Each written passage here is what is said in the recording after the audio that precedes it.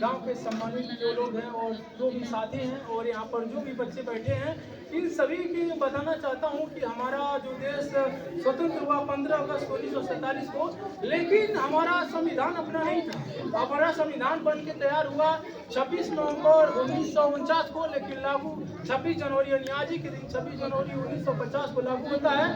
तो जब संविधान लागू हुआ तो हम तब से लेकर आज तक हम 26 जनवरी को गणतंत्र दिवस के रूप में मनाते आ रहे हैं और आज जो है हम 75वां गणतंत्र दिवस मना रहे हैं। इस अवसर पर जानते हैं राजपथ पर जो है हमारा जितने भी देश की अनेकता में एकता को रिप्रेजेंट करती झांकियां हैं वो सामने आएंगी और मुख्य अतिथि आज के जो है जो फ्रांस के राष्ट्रपति हैं वो आए हैं और मुख्य अतिथि के रूप में वो देखेंगे कि भारत की अनेकता में एकता किस तरह रिप्रेजेंट किया है। क्योंकि कभी फ्रांस हुआ करता था, उसका भी उपनिवेश हुआ करता था भारत। जब वास्को डी गामा 1498 में भारत आया था तो उसके बाद बहुत सारे यूरोपीय देशों ने भारत में आए थे, उसमें फ्रांस भी आया था और बहुत सारे लोग आए थे। उस पर अंग्रेज वीजा हासिल करते और भारत को अपनी मानसिकता की बदौलत और यहाँ के जो राजा थे आपस में गुट बना करके आपस में लड़ाइयाँ करते थे, उनको हरा करके वो पूरे भारत को उन्होंने कंट्रोल कर लिया प्रशासनिक तौर से। और जब युद्ध होता है प्लासी का युद्ध 1757 में, प्लासी का युद्ध नहीं था, वो छद्मवेश था।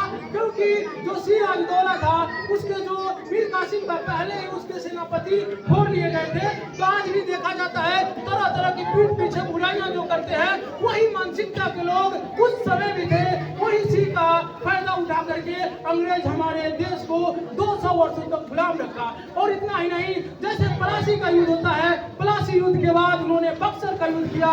बक्सर के युद्ध में भी 3 लोगों ने वहां पर सूरजदौला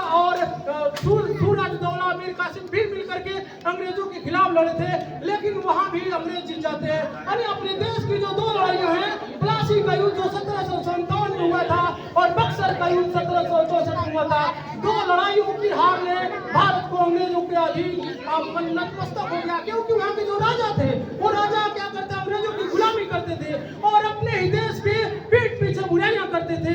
उनका ही फायदा उठा करके अंग्रेज हमारे देश को 200 सालों तक गुलाम करते हैं। और इतना ही नहीं, वो अपना नियम कानून थोप देते हैं। भारत का कोई अपना संविधान नहीं था, क्योंकि उस समय राजा जो थे अपने अपने भारतीय देश में कई राजा हुआ करते थे और वो राज करते थे।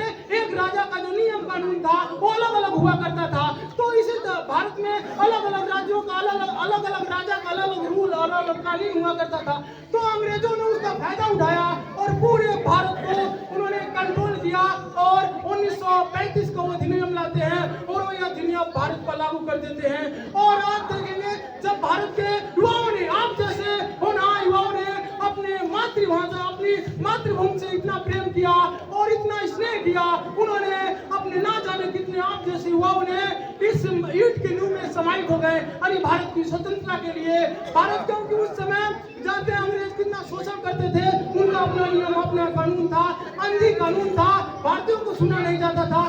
तो भारतीयों ने बहुत संघर्ष किया और 26 नवंबर 1929 को रावी नदी का तट जो था उस समय भी किस तरह पंडित जवाहरलाल नेहरू ने पूर्ण स्वराज की घोषणा करी।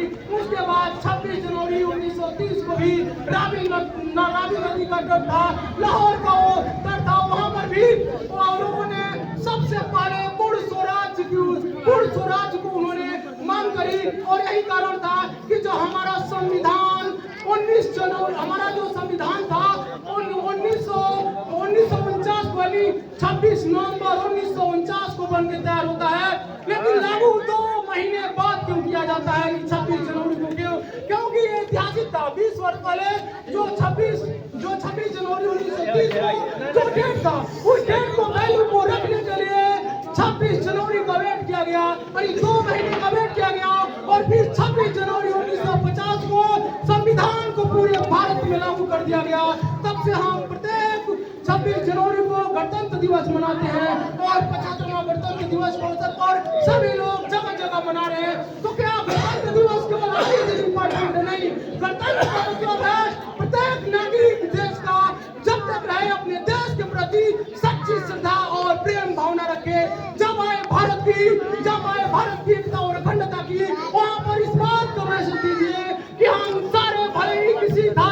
मजहब के हैं, लेकिन जब बात आएगी भारत की एकता और अखंडता का, तो हम एक दूसरे से कंधे और कदम से कदम मिला के चलेंगे।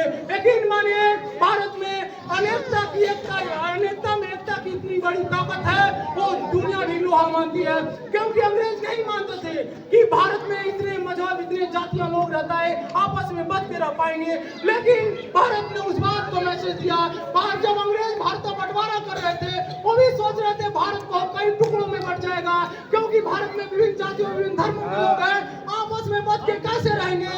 लेकिन बाबा साहब भीमराव अम्बेडकर का जो संविधान, जो 2 वर्ष 11 माह 18 दिन में बन के तैयार होता है, माना जाता है उस वक्त 62 लाख रुपए खर्च हुए थे संविधान को बनाने में। जब संविधान भारत का बना, अंग्रेजों ने चैलेंज की भांति दिया था, और जब 1946 में जब संविधान सभा का गठन किया गया, तो अंग्रेजों के यकीन नहीं था कि भारत इतना बड़ा संविधान बना सकता है। लेकिन भारत के संविधान सभा ने, जिसमें लीड कर रहे थे बाबा साहब भीमराव अम्बेडकर, उन्होंने 2 वर्ष 11 माह 18 दिन में जो संविधान बनाया, वो देश का ही नहीं बल्कि दुनिया का सबसे बड़ा संविधान बना, और अंग्रेजों के गाल पर एक करारा तमाचा मारने का प्रयास किया।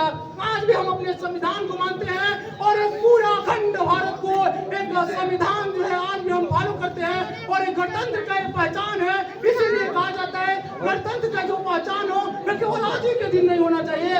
गणतंत्र देश में हमेशा आपको जहाँ रहिए अपनी श्रद्धा, प्रेम, भावना देश के प्रति बनाने चाहिए। और कभी भी मौका, हम लोग यहाँ पर गणतंत्र दिवस मना रहे हैं, हमारे जितने भी भारतीय हैं विदेशों में होंगे, वहाँ भी गणतंत्र दिवस को सेलिब्रेट कर रहे होंगे। और बाहर कभी भी रहते हैं ना, तो भारत के अंदर जो गणतंत्र की पहचान है, भारत एक धर्मनिरपेक्ष राष्ट्र है, इसकी भी इमेज वहाँ पर आती है। क्योंकि जहाँ जहाँ भारतीय हैं अपने गुणों के लिए जाने जाते हैं, क्योंकि कहा जाता है गुण एक ऐसी चीज है जो हर जगह अपना आदर सत्कार कराती है। आपके अंदर क्वालिटी होनी चाहिए। हीरा कहीं रखेंगे, घने अंधेरे में भी रखेंगे, तो उसकी चमक हीरा की होगी, बदलेगी नहीं। लेकिन मानिए, प्रत्येक भारतीय युवा अपने आप में हीरा है, क्योंकि दुनिया में सबसे ज्यादा युवाओं का देश कौन है? भारत है। और भारतीय युवा अगर ठान ले, तो भारत से जितने भी पापी नमक हरामी भ्रष्टाचारी है, उन्हें स्कैन करने में पल भर भी देरी नहीं लगेगा। क्योंकि भारत में माना जाता है जैसे एक दीमक होता है, लकड़ी को खोखला कर जाता है, उसी प्रकार हमारे देश में आज भी बहुत सारे ऐसे दीमक की भांति वायरस पड़े हैं। उस वायरस को स्कैन करना है, युवा पीढ़ियों को एंटीवायरस बन के इस पूरे भारत के सिस्टम में इंस्टॉल होना होगा, तभी वायरस को हम स्कैन करेंगे और एंटीवायरस पूरे भारत में इंस्टॉल करेंगे। तो आपको सोचने की आवश्यकता है। और जितने भी यहाँ पर लोग आए, जितने भी हमारी देख सकते हैं नन्हे कदमों से, नन्हे बच्चे अपने घरों से इस गणतंत्र दिवस को संभाल रहे हैं। तो जो लोग अपने घरों में होंगे, वो सोच रहे कि अगर आज नहीं आ सकते तो जिंदा लाश है। क्योंकि जिंदे उस समय भी हुआ करते थे जब उस वक्त अंग्रेज भारत को गुलाम किए थे। उन्हीं मानसिकता के कारण अपने घरों से बाहर निकलिए। जब भारत की एकता और अखंडता को प्रेजेंट करने का मंच आए, वहाँ पर सामने आइए। कम से कम अगर कुछ कर नहीं सकते तो हौसला जरूर बढ़ाइए, क्योंकि यही भारत की असली ताकत है। और भारत की असली ताकत बहुत पहले से है, आगे भी रहेगी। आज प्रतिज्ञा करिए, आपके शरीर में जब तक रक्त का एक बूंद भी प्रवाहित रहेगा, इस मातृभूमि का प्रेम प्रवाहित रहेगा। क्योंकि हम लोग यहाँ पर सिर्फ नहीं कर पा रहे हैं, कोई भी जवान होगा वो बॉर्डर पर तैनात होगा, और उसके पॉकेट की फाइलों में बम के गोले और हाथ में होल्ड की राइफल होंगे। मानो अपने देश के मान सम्मान और गौरव को आकाश की बुलंदियों तक ले जाने के लिए 724 रेवेन्यू फार्मूले में सरहद की रक्षा करता है। तो हमारी भी रिस्पॉन्सिबिलिटी बनती है कि हम भी सामने आए, अपने देश के बारे में जो चीजें हैं, अपने देश के बारे में हमेशा अपने मान सम्मान और गौरव की बात करें। तो बहुत जरूरी है। और आशा करते हैं जितने भी भारत के लोग हैं इस इवेंट में जुड़ेंगे, इस तरह के प्रोग्राम में आएंगे, और भारत की जो अनेकता है बढ़ाने का काम करेंगे। हम लोग यहाँ हैं तो दिल्ली के राजपथ में भारत देश के विभिन्न राज्यों के विभिन्न प्रकार की झांकियां होंगी, और झांकियां भारत की एकता और अखंडता को रिप्रेजेंट करती होंगी। जो मुख्य अतिथि में फ्रांस के राष्ट्रपति हैं इमैनुअल मैक्रोन, वो भी देख रहे होंगे। तो ये खुशी का पल है। और भारत यही नहीं रुका है। आज भारत देखिए, कभी कहा जाता है भारत सपेरों और बिच्छुओं का देश है, लेकिन आज भारत का युवा मांस हिलाता है तो पूरी दुनिया हिलती है। और जानते हैं भारत अभी देखिए चांद पर भी पहुंच चुका है। हमारा चंद्रयान हुआ, लेकिन चंद्रयान 3 को सक्सेसफुल सॉफ्ट लैंडिंग कराने में सक्सेसफुल हुआ और भारत ऐसा कारनामा करने वाला दुनिया का चौथा देश बना। अभी हाल ही में जो जापान लैंड किया है वो 5वां देश बना है।